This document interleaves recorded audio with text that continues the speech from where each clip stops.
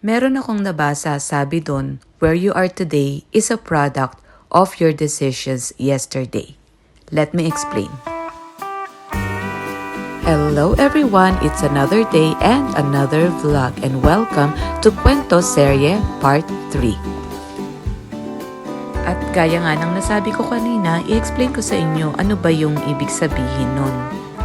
Tuloy natin yung kwentuhan natin tungkol dun sa bakit ba merong 2 at 3 trabaho ang karamihan sa mga Pilipino at immigrants dito sa Canada. Grabe naman, di ba? Parang pinapatay na yung sarili kapag ganun. Pero alam nyo ba, wala lang kasing choice.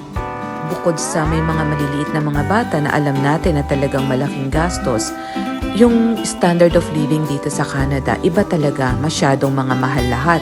Mula sa housing, sa mga food, sa lahat, yung mga bill.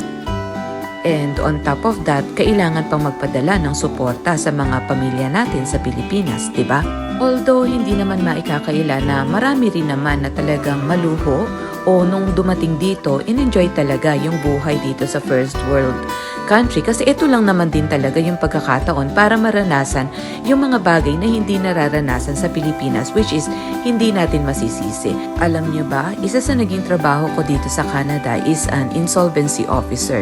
Kami yung opisina kung saan yung mga tao na nalubog sa utang lumalapit sa amin para magpatulong to file for consumer proposal or bankruptcy.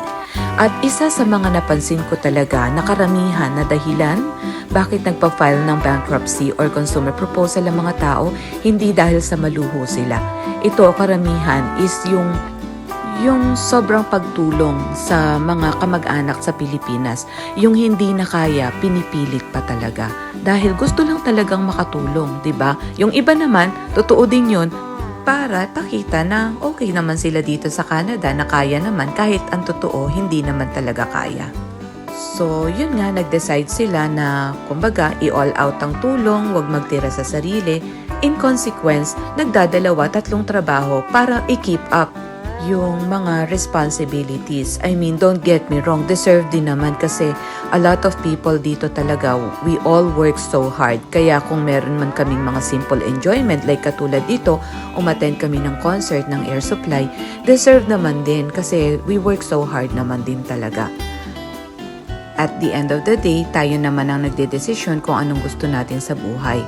But always be reminded lang na whatever decisions you make today will be a product of what you will be in the future.